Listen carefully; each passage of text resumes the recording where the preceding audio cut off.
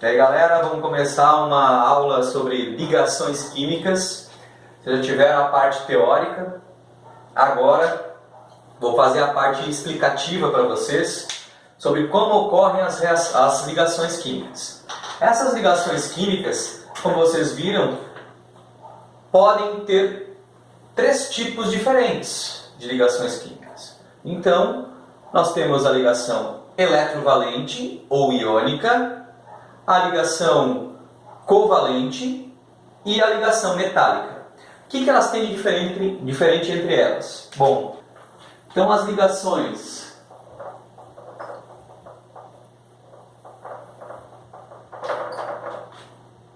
iônicas,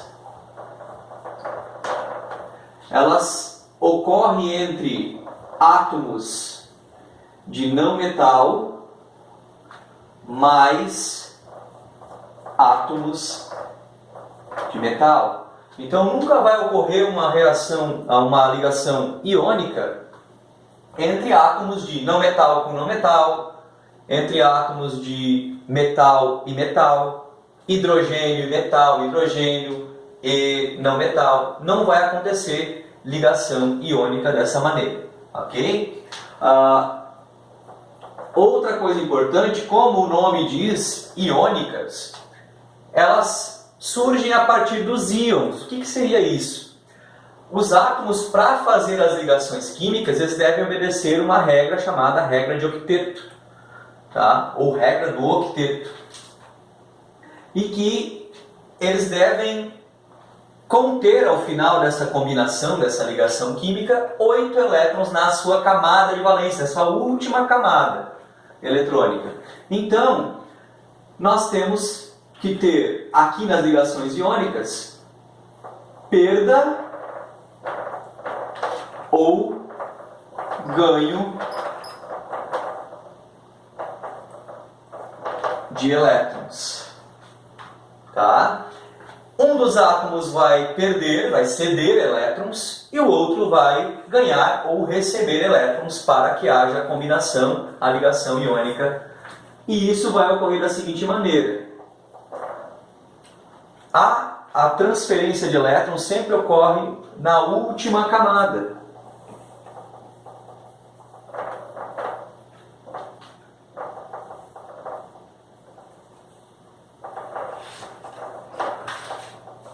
Também conhecida como camada de valência.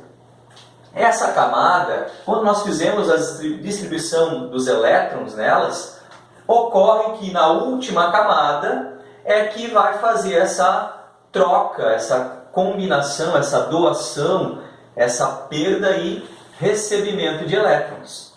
Então vou dar um exemplo simples, tá? O sódio, o Na na tabela periódica, podem procurar aí, que tem o número atômico 11, e o cloro, que na tabela periódica tem o número atômico 17. Esses números atômicos, eles representam a quantidade de prótons que os elementos possuem, tá? Que os átomos desse elemento. Então, na natureza, todo átomo é neutro, então, se eles têm 11 prótons, que é carga positiva, eles vão ter, obviamente, 11 elétrons. Então, a quantidade de elétrons do sódio é 11. A do cloro, número atômico 17, elétrons 17. No entanto, quando a gente faz a distribuição eletrônica, né, distribui os elétrons nas camadas, nós verificamos que o sódio ele vai ter essa distribuição. Ó. Na camada K ele pode ter 2 elétrons no máximo, então ele vai colocar 2 elétrons na camada K. Na camada L ele vai ter 8, que é o máximo que ela permite, e 2 mais 8 é 10, falta apenas 1. Então, 1 elétron na terceira camada. Outro detalhe, no cloro fazemos também a distribuição eletrônica, tá? Na camada K, 2 elétrons, camada L, 8 elétrons, 2 mais 8 é 17, é 10, para 17 elétrons sobra 7 para a terceira camada. Estão verificando que A última camada do cloro tem 7 elétrons e a última do sódio tem 1 elétron.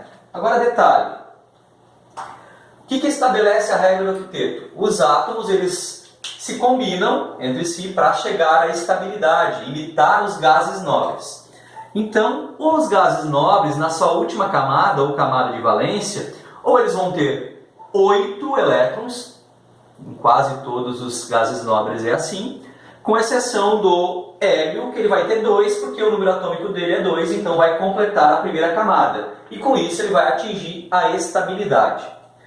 Certo? Então, esses átomos eles são instáveis, por isso que eles vão se combinar. Como que eles vão fazer isso? Nós temos o esquema de Lewis, né? Então, Lewis, em que nós vamos representar apenas a última camada do átomo. Sódio, a última camada é 1. Então, vou representar um elétron, pode ser com um asterisco, com uma bolinha, com um quadradinho, enfim, como vocês querem representar. Normalmente a gente representa com asteriscos e bolinhas. E vou representar também o cloro, a sua última camada. 1, 2, 3, 4, 5, 6, 7. Precisa ser bem bonitinho assim no entorno? Não é necessário, né? Mas representando assim para ficar mais tranquilo de visualizar. O que acontece? O que seria mais fácil para os elementos? O que eles perderiam menos energia? O sódio perder um elétron e o cloro receber 1, ou o sódio receber 7 elétrons e o cloro perder os 7 da última camada. Óbvio que menos perda de energia é o sódio doar, perder esse elétron quando se aproxima do átomo de cloro.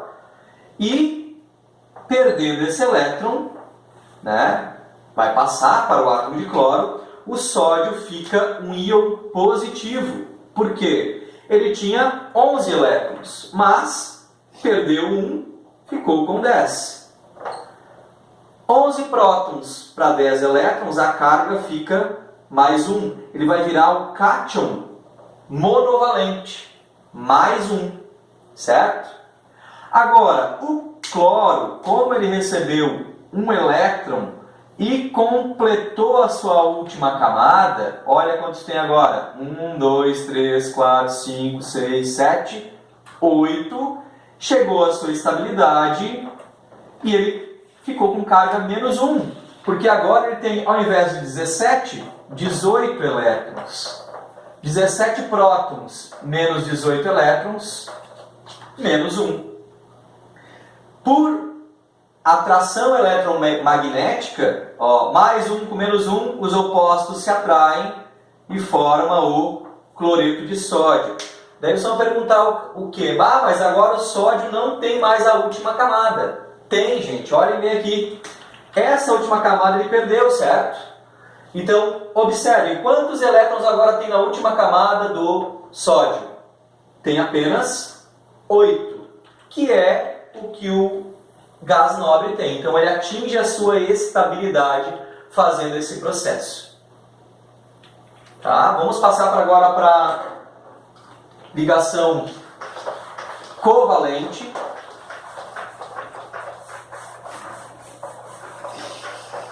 Vou chegar aí Então, as ligações iônicas ocorrem entre átomos de metal e não metal. Sempre vai ocorrer isso.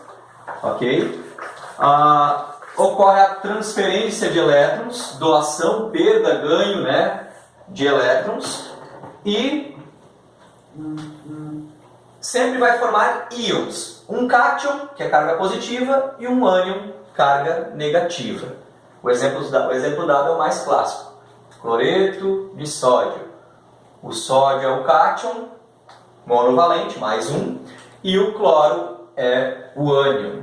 Ok? Vamos para as ligações covalentes. Ligação covalente.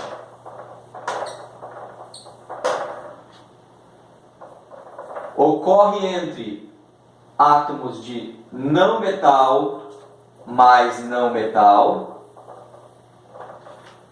ou não metal mais hidrogênio, ou ainda hidrogênio mais hidrogênio. Ok? Essas são as combinações possíveis para uma ligação covalente. Podemos identificar através disso. Outra coisa importante, não forma íons. Não forma os íons. Nem cátion, nem ânion. Então o que acontece? Eles compartilham elétrons.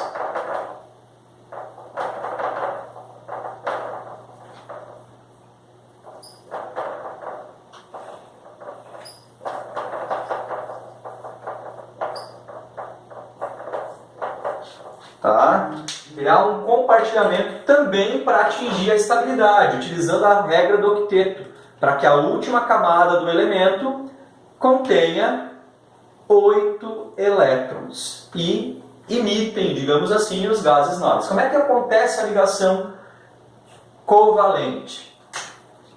A ligação covalente, então, acontece assim. Vamos pegar dois átomos de não metal, tá? Não metal. Vamos fazer aquele mesmo esquema de Lewis, né? Vamos usar só a última camada do elemento, certo? Para isso nós temos que saber a distribuição eletrônica que a gente aprendeu algumas aulas atrás. Então, vou utilizar aqui posso usar o cloro, certo? Pode ser o cloro de novo, que é um não metal. E vou usar um outro não metal, o enxofre. Tá? O cloro, eu consigo saber quantos elétrons ele tem na última camada, desses elementos representativos, né? Metais alcalinos terrosos, família do boro, família do carbono, família do nitrogênio, família do oxigênio ou calcogênios e os halogênios e gases nobres, porque eles estão respectivamente, ou nessa ordem, nos grupos 1, 2, 13, passa, né? Então, um pouco esses grupos. Lá no 13 é o boro, 14 carbono, 15 nitrogênio, 16 os calcogênios que começam com oxigênio, 17 os halogênios que começam com flúor e o 18 gases nobres que começam com o hélio. Então nós temos respectivamente na última camada 1, 2, lá na 13 elétrons na última camada, 14, 4, 15, 5, 16, 6, 17, 7, 18, 8. Observando na tabela periódica, a gente vai verificar que o cloro está no grupo 17. Portanto, ele tem quantos elétrons na última camada? Ele vai ter 7. Então, vou representar o 7. 17 aqui, ó, ele vai ter 7 elétrons. Certo? Vou representar os 7 elétrons. 4, 5, 6, 7. Tá? O enxofre está no grupo 16, na família dos calcogênios. Então ele vai ter 6 elétrons na última camada. Eu vou utilizar aqui, vou fazer a representação um pouco mais próxima aqui do enxofre e do cloro, para vocês visualizarem melhor. Tá? Fazer o enxofre mais aqui centralizado. Enxofre, né? Vai ter 6 elétrons. O que acontece agora? Quem é que tem mais elétrons na última camada? Obviamente o cloro tem 7, o enxofre tem 6. Então o cloro, para chegar a 8, ele precisa de compartilhar quantos elétrons? Apenas 1 elétron. Então ele vai compartilhar. Se eu agora fazer essa situação e contar a quantidade de elétrons na última camada do cloro, tem 1, 2, 3, 4, 5, 6, 7, 8. Se eu tirar o cloro de cena, o enxofre tem 1, 2, 3, 4, 5, 6, 7. Do enxofre ainda falta 1 elétron. Eu tenho aqui o cloro, que possui 7, então eu vou né, representar outro cloro aqui ao lado. Ó, cloro. 1, 2, 3, 4, 5, 6 e 7. Por que eu não represento outro elemento? Porque na verdade eu estou fazendo a ligação química entre o cloro e o enxofre. Tá? Agora, o cloro tem 7, pode compartilhar apenas 1 para chegar a 8. E agora o enxofre, olha como ele tem 7 também. Ó. 1, 2, 3, 4, 5, 6, 7. Então ele pode compartilhar 1. Compartilhou? Observe o cloro ali. 1, 2, 3, 4, 5, 6, 7, 8. Estabilizou, regra do octeto. O outro cloro. 1, 2, 3, 4, 5, 6, 7, 8. Estabilizou, regra do octeto. E se eu contar os compartilhados, ó, 1, 2, 3, 4, 5, 6, 7, 8, completou a regra do octeto, o enxofre também. Então eu tenho uma combinação, né? Uma molécula que é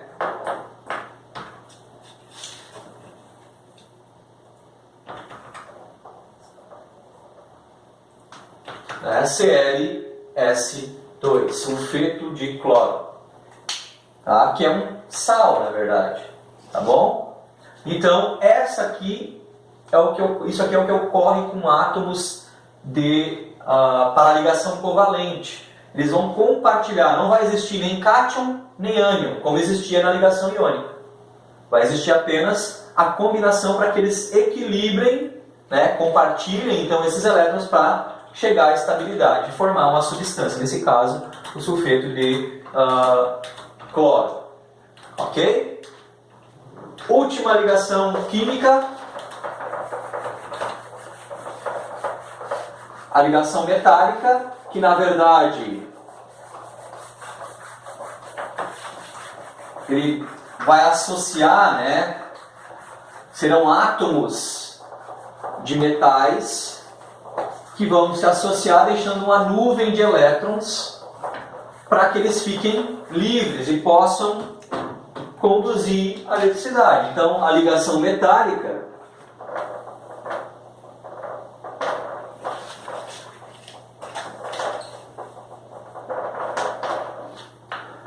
primeiro, só entre átomos de metais.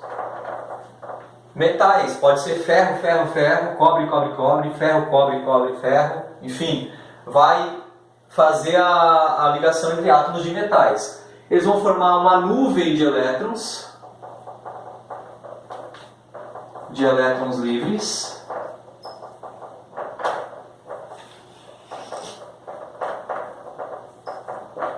E esses elétrons livres vão conduzir, então, a qualquer tipo de energia. Pode ser energia elétrica, pode ser energia térmica. Só que, inicialmente, então, se a gente observar aqui, vamos pegar um fio de cobre, né? Cobre, cobre. Vamos supor que cada símbolo aqui seja um átomo de cobre. Se vocês observarem aí, né, o cobre na tabela periódica é Cu. O único momento que vocês vão falar palavrão aqui na aula, né, de química. Então, o cobre, normalmente, ele vai ter 2 elétrons na última camada, na camada de valência, né?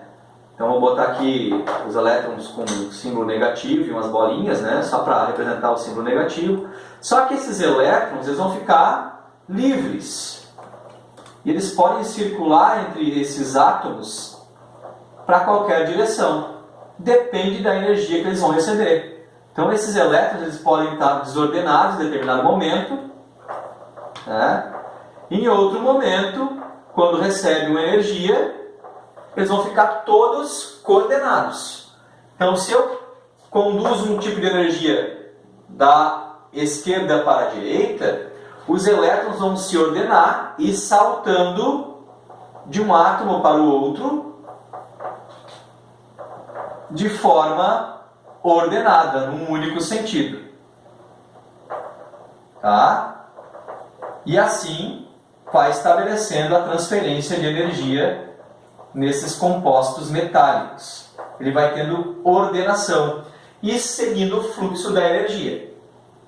Ok? Então a ligação metálica é a mais, digamos assim, simples dentre elas. Então não se estabelece, não compartilha, não perde, não ganha elétrons. Na verdade, os elétrons ficam uma espécie de nuvem em torno dos átomos e esses elétrons ficam desordenados até que recebam uma energia e que essa energia conduza esses elétrons de um átomo a outro até formar a corrente, né, de energia, seja ela elétrica, térmica, enfim, vários tipos de energia que nós temos, e vai transportar essa energia de um lado ao outro daquele material, daquela substância metálica.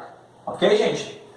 Então, no momento é isso, né? Vamos fazer essa conexão, vamos fazendo umas atividades aí e vamos para a próxima aula. Um abraço, até mais!